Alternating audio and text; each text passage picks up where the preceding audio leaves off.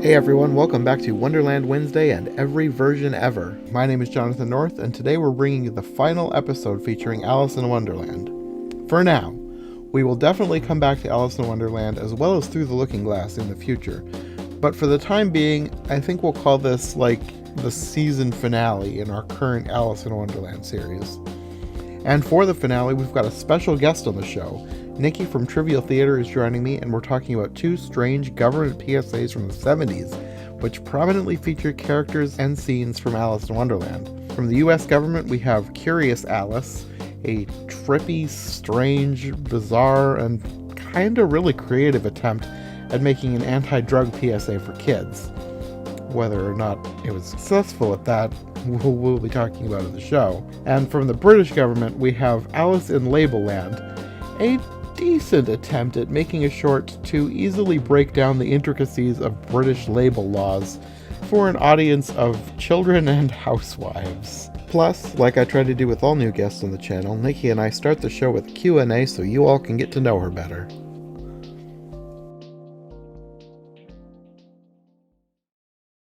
Okay, well, let's do like a quick little Q&A first before we get into the main event. Sounds good.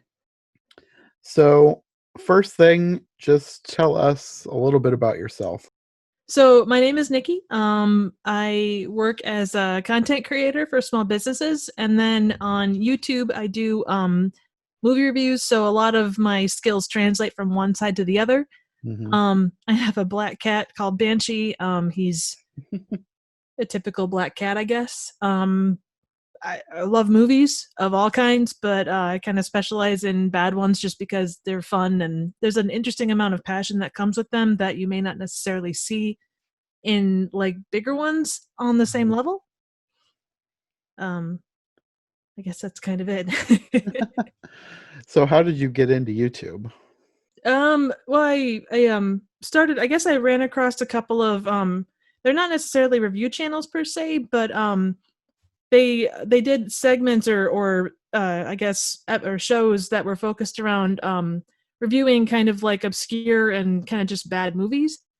And the way that they did it was so much fun, and it really got me interested. Kindled, I guess, a love of movies that I had for several years before that, but had kind of lost, and it kind of reignited that love of like what makes bad movies awesome. And I guess I decided to give it a try and see where it took me, and that's kind of how I ended up doing a review show like I do. Okay. So were there any specific YouTubers that kind of inspired you? There's one called Red Letter Media. They do a show called Best of the Worst. They pick four movies. Most of the time, they're VHS, and they're normally 70s or 80s ones, which is a great era for that kind of stuff.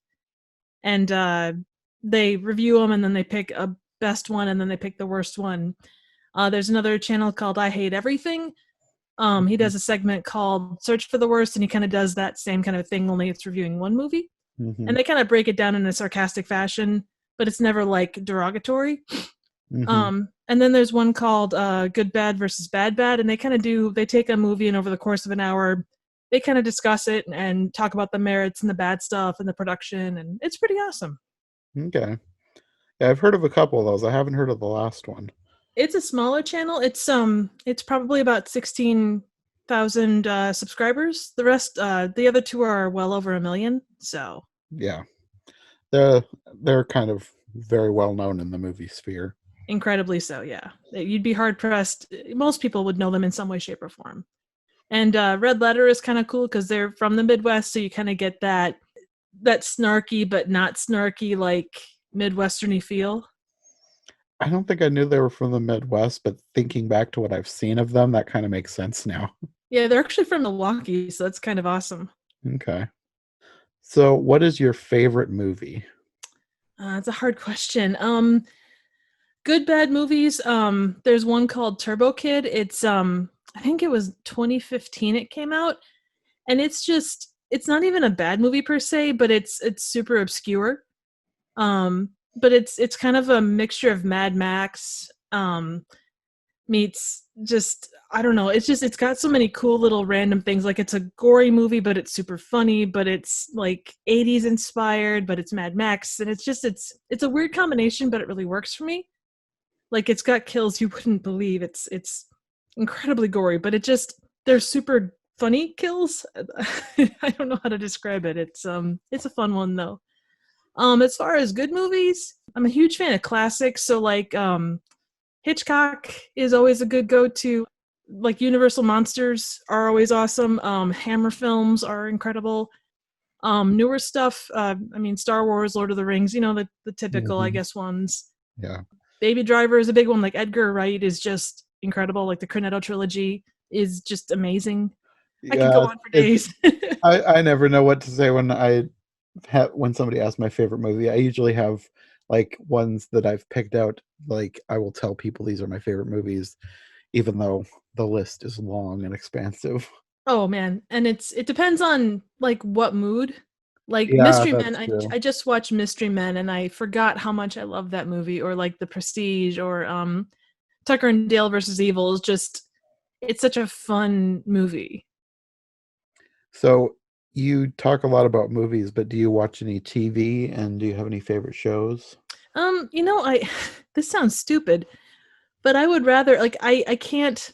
There was a time when I did, like, I love Scrubs and like more funny medical drama type shows, but Hmm. like more recently I can't sit down and watch like 20-30 minute shows. Like I'd rather have a movie and be done. Hmm. Like it's 2 hours, 3 hours, and you've got your whole story.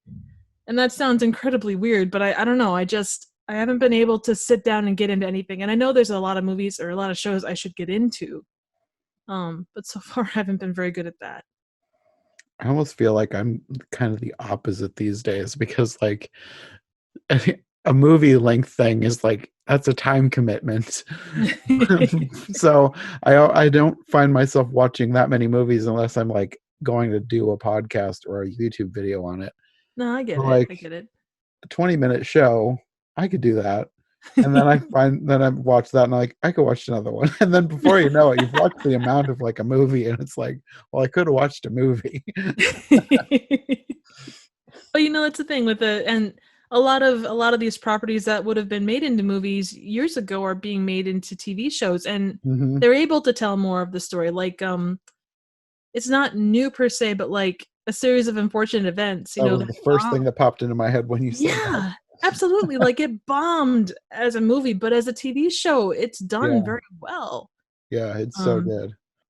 Well, since we're kind of on that subject, do you have a favorite book or book series? well, I'm a huge Stephen King fan, and I enjoy Joe Hill as well. Just the books, he can't write certain kinds of scenes. Like the man cannot write an ending, and he can't write intimate scenes, but the rest of his stuff is very solid. And I think his stuff is best digested in book form. Gosh, who else? Lord of the Rings. Not easy reads, but good reads.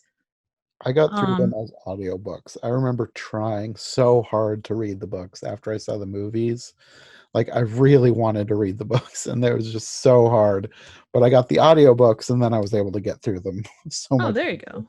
Big fan of like Irish like myths and lore and stuff. So I love books like that. Oh, historical nonfiction is a huge thing. So like anything that's like weird and historically that has happened is really interesting. Like there's one called oh, what is it? Operation Mincemeat. It's about this operation, a real operation during World War II, where they confused the German army by dropping a corpse with a bag on him off of a neutral country, and just the way that it got, and it actually changed the course of the war. And it's an incredibly interesting book, but the idea was come up with by this department of MI, like not MI6 or MI5, but like in the English government. And Hmm. one of the guys that kind of helped with the plan was the guy that wrote James Bond. So this is a real thing that happened? Yeah, Huh. it's really crazy.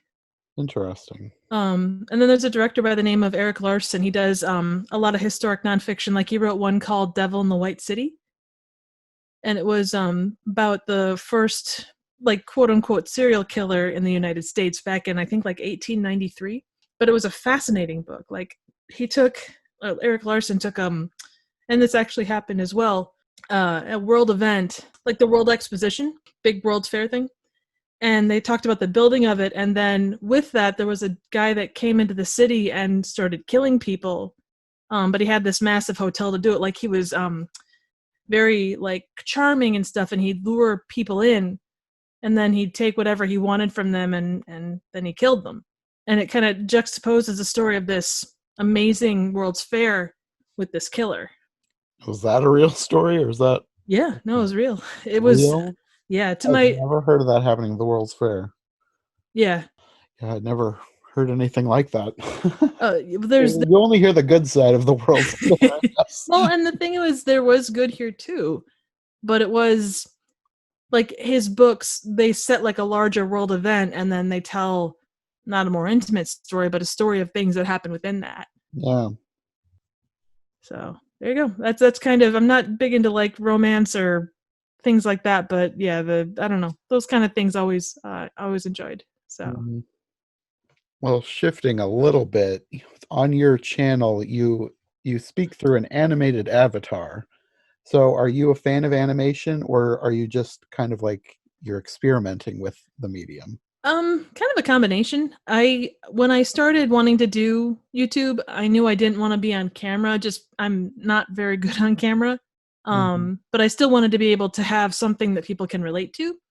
I do have some background, not in animation per se, but like in After Effects and things like that. So I had a friend of mine tell me about this program called Character Animator, and basically it makes animation pretty easy. It uses a webcam to kind of take your moves or take your like kind of transition your facial movements and body movements into an avatar that you set up beforehand. So there is a lot of animation with my actual theater. The actual character has a little bit less so, but I guess yeah. So I love doing that kind of stuff, and I do it. Part of my job day to day works with animation in that respect, so it translates very well. Part of what I wanted to do by starting my YouTube channel was kind of up my skills generally with Mhm. kind of a focus. Yeah, that's part of the reason I started mine too. I want to get better at stuff.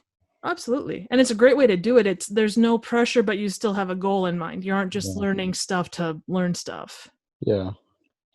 So, do you have any favorite animated movies, either recent or maybe?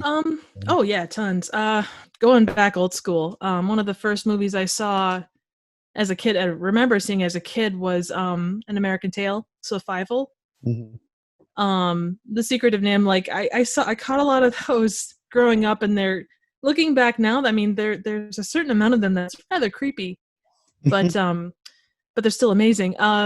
You know, old Looney Tunes, like not it's not so much movies per se, but like there's nothing quite as good as Looney Tunes, or like the Tex Avery stuff like Droopy, and like the different ones that they did there were so incredibly cool.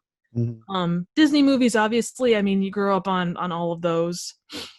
And Pixar stuff, I mean they're all pretty awesome. I guess favorite Pixar, The Incredibles was amazing.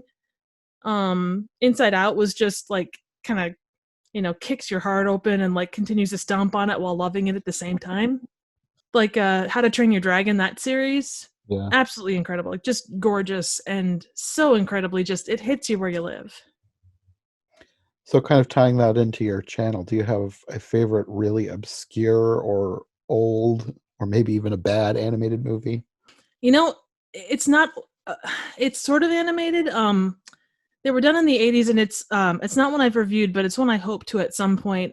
There's The Hobbit and Lord of the Rings. Those were Mhm. done in an animated format, and I really would love to do those at some point because Yeah. I think they'd be a lot of fun. I haven't done a lot of research into like obscure animated stuff in that respect, but I'd like to. I think there'd be some really cool old ones to check out. Mhm. I mean, even if you go back to I can never get the character name right. Betty Boop, is that it? Yeah. Like some of her early stuff is just so Bizarre. interesting. Yeah, it is bizarre. She There's really no has other some way to bizarre state it. stuff. Even like early Bugs Bunny. I mean, just the character design is like And obviously everything grows and changes with time, but just you look at it and go, how did what acid trip were you on to create this character? Yeah, there's really some weird stuff when you go the further back you go, especially like pre-code stuff. Oh God, I love Really pre-code. weird, really Oh, weird stuff. it's the greatest stuff ever. It's just like it's I think there's a little bit of bathtub gin going on with the pre-code stuff. That reminds me, that was some version of Alice in Wonderland that I was watching with my cousin Sarah. I think it was probably the 1931 one that that's so weird and bad. And Sarah said something about she seemed like she was nipping at the bathtub gin. That or it was the tail end of like, the cocaine as a normal drug thing. Oh yeah. Little reefer madness there for you. Well, speaking of drugs, I guess we can get into the main event. That was an excellent transition. I am very proud of you.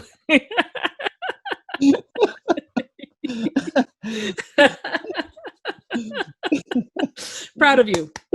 You get more than a golf clap for that one. It definitely wasn't planned, but I saw an opportunity and I took it. I'm proud of you. That was awesome and highly appropriate considering both of these pieces, even though they cover completely separate things. Yeah, that's true. Oh my goodness. So first I wanted to talk about a weird short called Curious Alice from 1971. And I thought it was weird. Like I found this one probably on a blog somewhere because I have followed a few Alice in Wonderland blogs. And this is something that's definitely not very well known. It's like an anti-drug PSA, but it almost seems like it was made by somebody who was on drugs. That is the most accurate statement you can say about this. And I went looking around a bit before we started, and yeah, it's like every review talked about how it was. They first off, you're talking about a movie that can be considered kind of trippy to start with, and just everything about it screams just someone on acid. Yeah, it's very bizarre. There's something I read that was a different board of like government oversight. I don't know. They like were reviewing it and basically said that they didn't think that this is actually appropriate to show kids without having somebody there who's willing to walk them through it and explain everything. Because how do you explain that? Honestly, how do you sit down and go, well, this is the March Hare and he's hopped up on barbiturates and yeah, don't do that.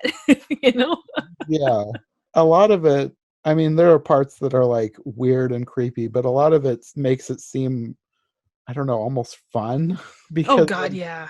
she's like flying through this place and there's like flowers and it's weird, but it's also kind of pretty in a weird way. I guess that's the best way I can describe it. Oh no, 100% agreed. I think you definitely, there's one part where like her hair almost turns into leaves Yeah. and then leaves come over her face. Yeah, it's gorgeous. Like the animation style is I saw it, I guess I'm a big Monty Python fan. Like it reminds me so much of Terry Gilliam animation, especially during Okay. that Monty Python era. The way it moves and the combination of like a photo of her face and then animate like drawn on hair and stuff, like so much of Yeah. that, it's just crazy. Well, that would have been about the same era, so maybe Yep. there was some people taking inspiration from that. Oh yeah, I would definitely say. I mean, everything about it, like even the way there's a set of characters like the white rabbit, like to see him like as kind of an outline of a character, like that's even kind of in that realm of Mhm. Gilliam animation. So What did you think of the character designs of all the characters? oh my god, it was, you could see what they were going for. Like you look at the caterpillar or like the folks at the tea party, you definitely get the, they're supposed to be like strung up drug induced people in a Mhm. variety of ways. I mean, you definitely, especially with the I'm gonna get it wrong. It's the March Hare, the one that's on sleeping pills. Dormouse is on sleeping pills. March Dormouse. Hare is on pep pills. Pep pills. What a He name. says that he has pep pills, uppers, amphetamines, speed. I can't imagine like a kid raising his hand and going, what is an upper? No, the style of him especially, like, he like, woo, he's all kind of crazy, and then yeah, anyway. Mhm. So Yeah, the Dormouse, he was on barbiturates, sleeping pills, and the Hatter was on LSD. He was kind that's of talking appropriate. nonsense. I mean, a lot of that stuff, especially like what the Hatter was saying, it really seemed like something that would fit in Alice in Wonderland. They're just giving it a drug context, which a lot of people like to do anyway. Oh, I guess definitely. that's probably why they thought Alice in Wonderland would be a good fit for this message. Well, and But I I don't was know how much the wondering, message translates, not very, I don't especially think. for I mean, kids. oh yeah. Well, and what kid is gonna make that connection? It's gonna just be bright, shiny colors, animation, all that stuff. I did find it interesting, and I guess it's been a long time since I've read Alice in Wonderland, but especially with like the caterpillars dialogue, I thought that some of that might have actually been dialogue from the movie or the book, or well, There one was of the two. there was a lot in this that I'm pretty sure was either taken from or abridged from the original book. A little bit of what the caterpillar said, and a lot of what he said was kind of inspired by what he said in the book. That would make sense. The Cheshire Cat, though, especially in his scene, aside from him saying, "Do you know what those pills are?" Now that wasn't, but the rest of his dialogue, I'm pretty sure was either taken directly from the book or like pared way down from his dialogue in the book. It was I can. basically the same scene, just really short. Oh yeah, I can totally see that. I mean, you kind of got that whole feel, and like you say, I mean, in a certain way, you can interpret Alice in Wonderland as different versions of a drug trip, of one way, shape, or form.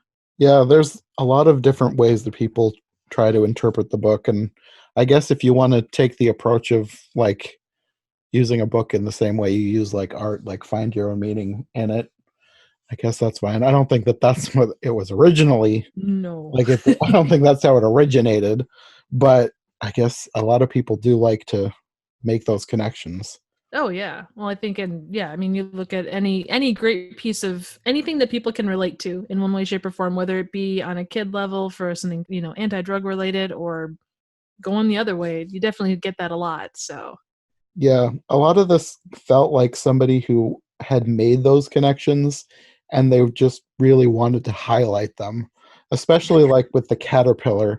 Like a lot of people have talked about they think the caterpillar smoking marijuana, which probably isn't. I don't know. I just feel like it's probably tobacco, but they gave him marijuana in this short. right. I always assumed in the original it just with his voice, you kind of get that sense of someone that's very like high, not high end, but more affluent, and can kind of, it's more about the enjoyment of the finer things. Yeah, like the same way for the same reasons that people would smoke a pipe. Exactly. That's the kind of person that I got out of the caterpillar in my reading of it anyway. Oh yeah, yeah. Well, and at least in the Disney version, you look at the Disney movies of that era. I mean, whether you're talking, I'm gonna screw this up, like Dumbo and Alice, they came out sort of in the same time frame, didn't they? Dumbo was right before the war. Alice was a little bit after the war. Okay, because I was gonna 'Cause say you get the. Alice was I think Alice was in development around the same time, but it was delayed because of the war. That makes So sense. maybe they were parts of them probably were made around the same time. Just Alice got put on hold for quite a while. Right. Oh, that's fair. I was just thinking like you look at Dumbo and there's like the scene of the crazy elephant scene. Oh yes. And then you look at Alice and you've got the caterpillar and kind of his whole deal. So Oh yeah, I never really made that connection, but that's a good point. It is the same type of animation with the flowing shapes and the morphing, and yeah. I don't know if that means anything or not, but hey. I think to me it just is the animators experimenting with stuff. Oh yeah. Like Well, that's a lot of people want to do like the read into the drug stuff, but like I think the animators are just having fun. oh Like yeah. I'd want to do the same thing if I was an animator. I'd want to see what I could do. Oh, absolutely. Well, and you interpret it, now and look back at all the thing that's been written, even if you don't go searching it out, there's still so much that we put on it Hmm. versus when it was at the time. Not to say it was more simple-minded or more pure, but there was definitely a different interpretation of things then versus things now. Hmm. And that's true of anything. I mean, you look at Blazing Saddles, you look at the things that are being called up now that were made, 70, 80, well, not Blazing Saddles, but like different things that were made so long ago. Yeah. You take them in context for when they were made versus what the context is that we put on them. Yeah. I try to do that with a lot of things, but a lot of people want to read in like today's way of thinking into the old stuff, and you can't really do that. You have to think about them from a historical context. Oh yeah, absolutely. There's a Twitter handle that does a lot of like silent movies, and they make a lot of connections to now, like the things that people say about movies now versus the things that movies did back, 100 years ago. And they were talking about how movies weren't political, back in the 1920s and further back. Political statements were one of the first big things that came up in movies as far back as the 1890s. I mean, even when films were being at the very beginning, they had those same, not the same kind of political messages, but there were still those messages in them. Hmm. Yeah. I I find it, I don't know if funny is the right word, but like anytime somebody brings up like a recent one that I saw on Twitter was Avatar, The Last Airbender. Hmm. People were talking about that and interpreting it for today's climate and saying like the messages in it were like pretty pertinent. And then there are a lot of people coming on and like saying, you're just reading too much into this. There was nothing political in that. And you have the actual, like the creator coming into the conversation saying that, yeah, there was, like, we put these things in there for a reason. And it's like, it's funny that people were arguing with the creator about the creator's own intent for their own story. But people like to argue. I mean, that's like, look at all this stuff, and given our current situation of things, I mean, even Joker, that's less than a year old, and the way that people have interpreted that since before it came out, Hmm. and all the messages that people attempt to put on that, regardless of what the message honestly was. And I think that they left it open to quite a lot of its own interpretation. I've heard numerous rumors about what the actual meaning of it is, and what you can draw from it. I mean, The Shining, even going back there, it's you can draw so much depending upon how you look at it and your perceptions and everything. Hmm. Yeah, a lot of things like that. I think of it like art, especially like modern art and abstract art. Like sometimes the creators want you to look into it and make your own meaning from it. So I don't think it's necessarily wrong to try and find meaning in things that maybe wasn't exactly intended. I Oh, it, absolutely. it makes it makes the experience a little more personal. Oh no, and that's, I 100% agree. And it's interesting to see what people draw from it, and how, yeah, I mean, like there's a documentary on The Shining called 11, or what is it? It's Room 237 or Room 217, I don't remember which, but they get into all these conspiracy theories about what Kubrick meant by the movie. And it's fascinating, like what people have, right or wrong, what people have drawn from that. Everything from like the moon landing to just like out of the craziness, or what seems crazy to me at least, like messages about Native Americans and aliens and all this stuff. It's just like, that's incredible, that's cool, but I can't see it, you know? Yeah. But I've probably taken us far enough off track. Yeah, I was just thinking, what were Sorry. we last talking about? About this I'm so story? sorry. You're fine. I Just don't call mind. me a tangent person. Yeah, I don't mind rabbit trails. Well, hey, it's a good place for it, right? Talking about Alice. Yeah. Well, I guess we've probably talked about most of the important stuff from this short. I guess my main takeaway was that it was an interesting short with interesting, cool animation, but I don't think it's gonna turn anyone away from drugs. No, It'll definitely just so. confuse children. I will say the one other thing I had in my notes was I've through a variety of different things I've watched a lot of PSAs, Mhm, like especially through riff tracks they do a lot of those. It's a thing off of MS Mystery Science Theater 3000, mhm. but it's a fascinating how like different eras affect different kinds of PSAs. You can take one look at this and everything about it tells you that it's from the 70s. There's Yeah. absolutely no doubt. Yeah, this what and a thing I guess I never mentioned was the music. Oh God. Very weirdly 70s, like, very sci-fi, Oh yeah. so strange. Especially around the caterpillar, like, that was where the weirdest music was. Oh yeah. Well, it kind of matched the visuals too, as far as like the way it's laid out and such, and some of the transitional elements. Mhm.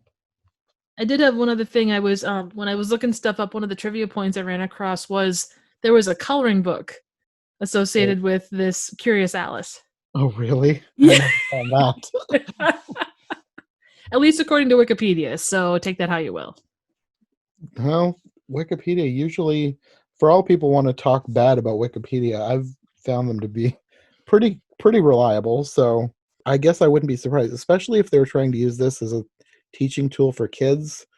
Depending on how young they wanted to go with it, maybe a coloring book would have been good supplemental material, who knows? Can you imagine the caterpillar as a character in a coloring book? But really any of these things. Oh God. I don't know that I would have wanted to color these creatures as a child. Maybe Alice, but the rest of them were weird. Oh God, yeah, without doubt. You can't say they were boring though. They definitely held your No, attention. that is true. Well, Curious Alice, that was a US government PSA, and I realized tonight when I was doing my final notes, Allison Label is actually a British PSA. It was from the Ministry of Agriculture, Fisheries and Food in the UK, which I thought was kind of interesting. It is an interesting combination. There's no doubt about that. Yeah, and I noticed watching through it that there was some uh, probably I mean I'm not an expert in label laws in the US, but I feel like there might have been a few differences between how the UK labels things and the way we label things. I don't know. Definitely agree with you there. I think as far as the like when they talked about the people you go to if you didn't get like the proper labeling things, like you ended up taking Mhm. it to your local government, it's like yeah, here in the States, your local government would look at you and laugh, even back in the 70s. Yeah, there was one thing in particular that I noticed. When the labels, they must have the word flavored on them when no fruit is present, which I think is a thing here, but they also said something to the effect of it can only include fruit, like pictured on the label, if it contains real fruit. And I'm fairly certain that's not a thing in the US because they'll put pictures of fruit on anything that Oh has a yeah. fruit flavor in it. Well, hell, chocolate bars that have like raspberry flavoring in them come with that on the label. So no, 100%. They yeah, truth in advertising is always a fun topic, isn't it? Yeah.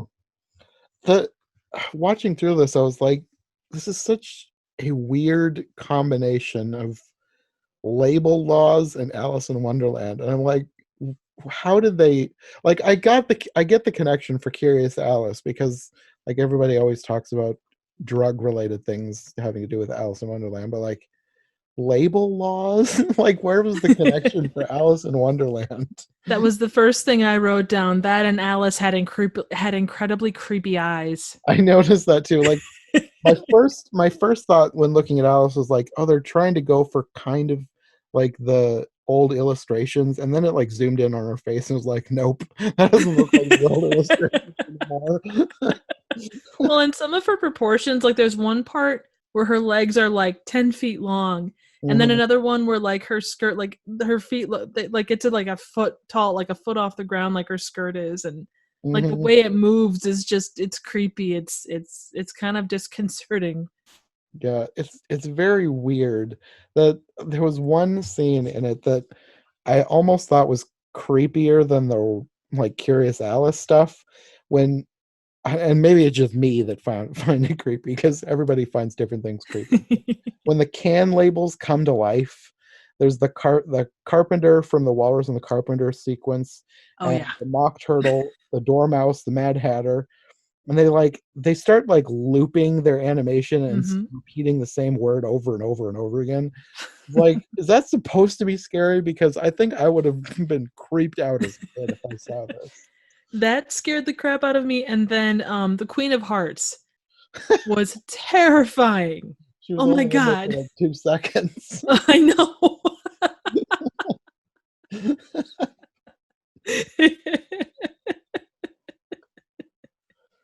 Oh man. Yeah, that was yeah, it didn't like when she goes shopping to start with, like you talk about like the correlation between the Wonderland and the food labels thing. Like I had to go back and look to see when Alice in Wonderland came out. Because otherwise, like, unless it came out close to the time that this would have been done, it didn't make sense for the correlation. Like, it wasn't necessarily a popping thing, something that was just popular right then.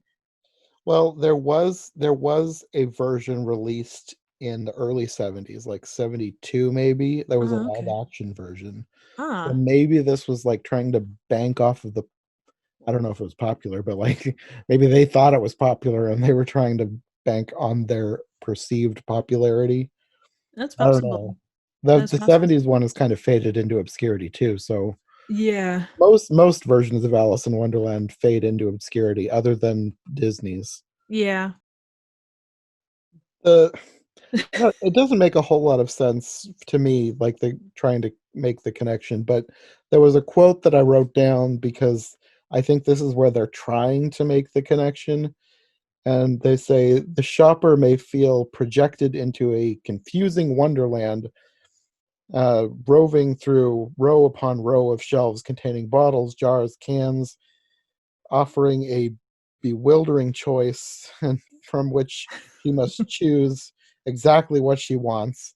It was like this really long run-on sentence of trying to make this connection between Wonderland and shopping, and I didn't really get it, but that's where they're trying to connect it, and it Yeah, I did find it interesting, like the confusion over labels, and I guess trying to put yourself into that time frame. Like if you were going back to like the 30s or 40s, where you had still a lot of bulk purchase mhm. versus like things in cans, and maybe even further back than that. But to take it to the 70s and to say, and I guess maybe if they changed the law, it would have been different. But I can't think that a basic can of food would be that difficult to correlate.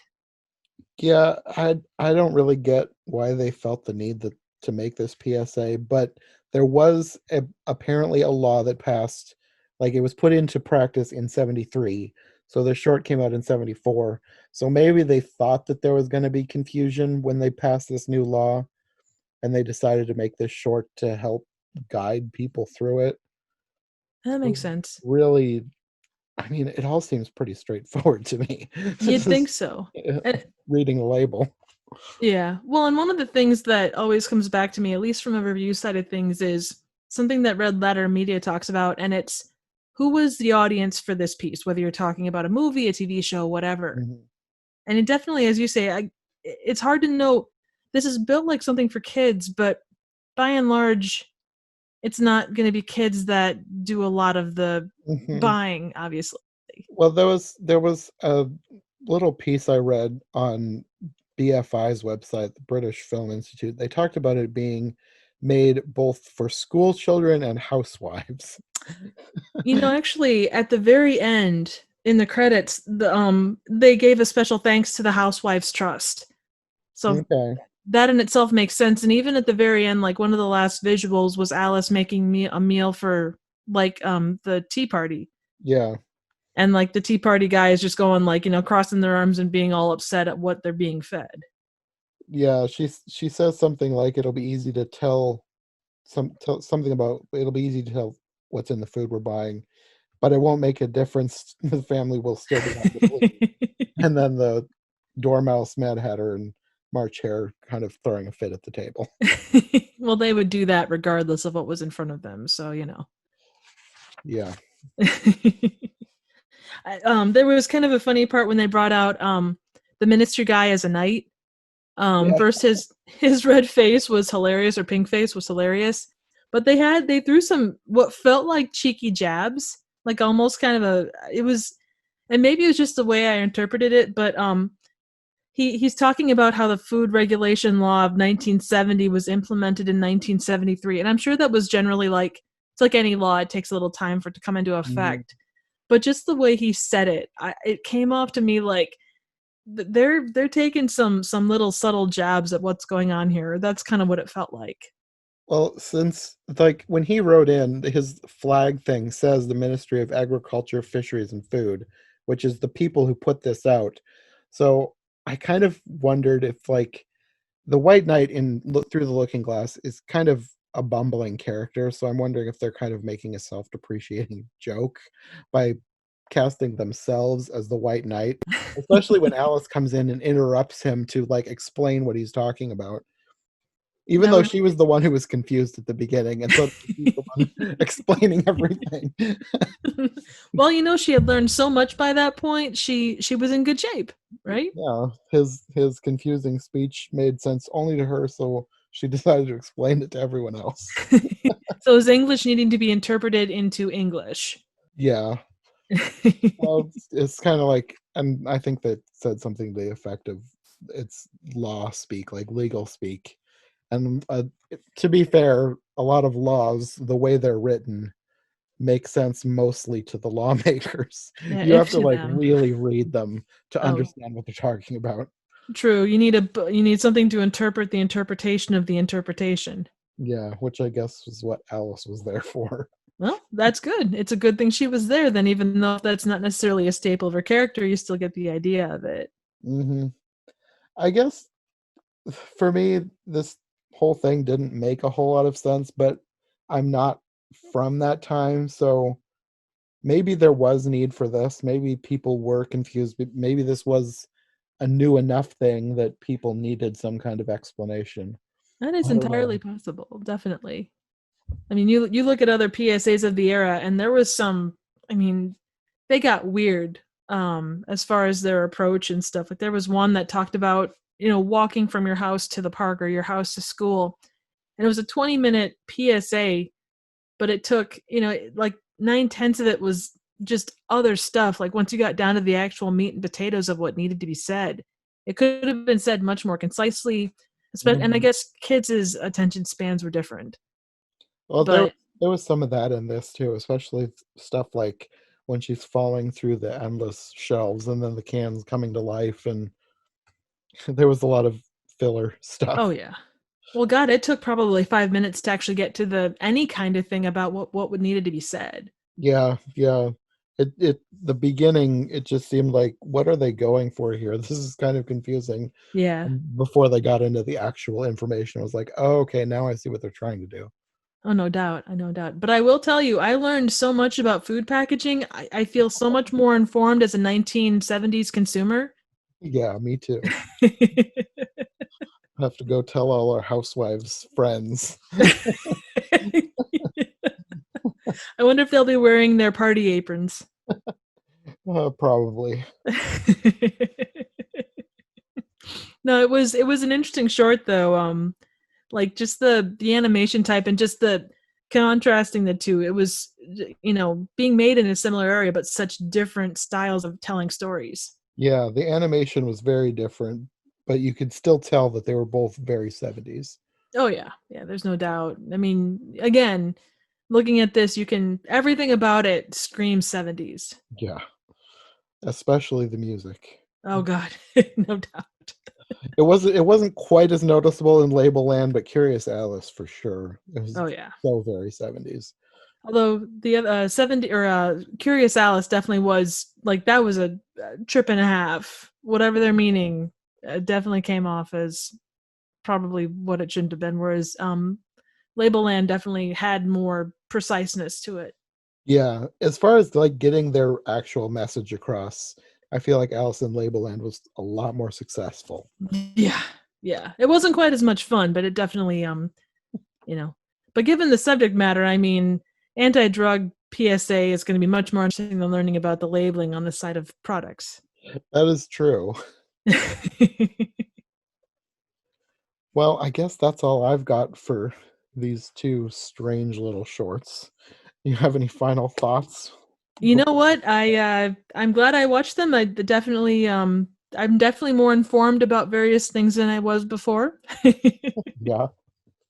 Well, I guess before we go, do you want to let people know where they can find you if they want to follow you and get more of your content? Oh, absolutely. I'm on YouTube at Trivial Theater. You can just type that in and you'll find me. Then on Twitter, you can find me at trivia_chick, and chick is without a K. So yeah, stop by, say hi. I'd love to have you. Okay. Well, I think we'll try and have you on for another episode in the future. So Oh, well, we'll I had a wonderful probably, time. Thank you so yeah, much, Jonathan.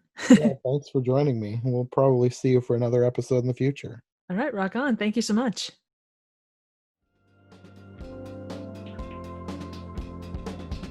Thanks to Nicki for joining me for this episode of Every Version Ever. If you want more from her, I'll have links to her stuff in the description below. Next month is July, and like I've done in years past, I'm planning on doing Christmas in July. On Every Version Ever, I'll be looking at versions of Charles Dickens' A Christmas Carol, and on iHeart Movies, I've got a bunch of random, obscure movies lined up with some special guests. And Nicki might be back for that as well.